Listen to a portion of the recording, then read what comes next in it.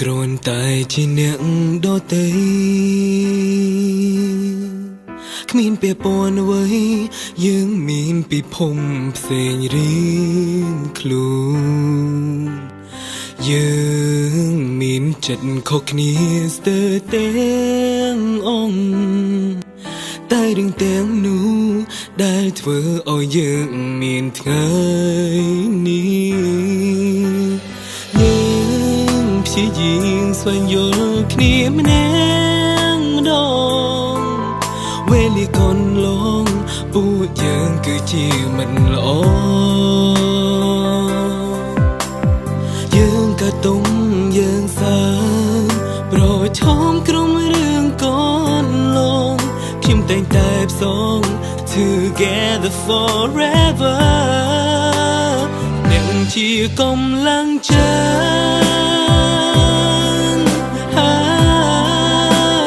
ព្រមអ្នកគឺជាមិត្ត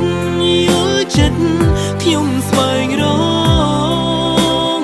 ហើយពេលនេះតទៅធ្វើដៃគ្នាសូមអ្នកចងចាំផងទោះថ្ងៃមកយើងមានរឿងឆ្គមឆ្គង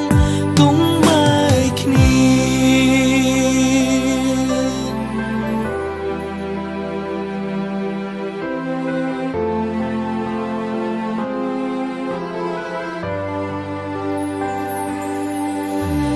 យើងព្យាយាមស្វែងយល់គ្នាម្នាក់ម្ដងវេលាកន្លងពួកយើងគឺជាមិនល្អយើងក៏ទុកយើងសើញប្រឈមក្រុមរឿងកន្លងខ្ញុំតែងតែផ្សង Together forever អ្នកជាកម្លាំងចិត្តព្រមអ្នកគឺជាមិត្តយល់ចិត្តខ្ញុំស្វែងរកហើយពេលនេះតទៅធ្វើដៃគ្នាសូមអ្នកចងចាំផងទោះថ្ងៃមកយើងមានរឿងឆ្គមឆ្គងកុំបែកគ្នាបានស្គាល់អ្នកគឺបានស្គាល់ក្តីសុខអរគុណដែលមានអ្នកជាមា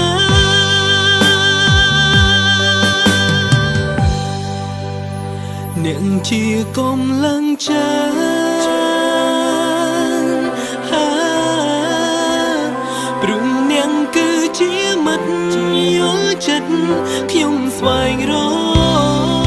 កហើយពេលនេះតទៅធ្វើដៃគ្នា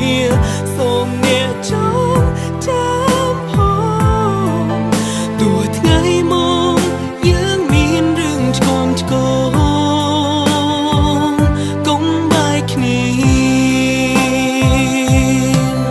ទោះយ៉ាងណាយើងនៅជាមិត្តល្អ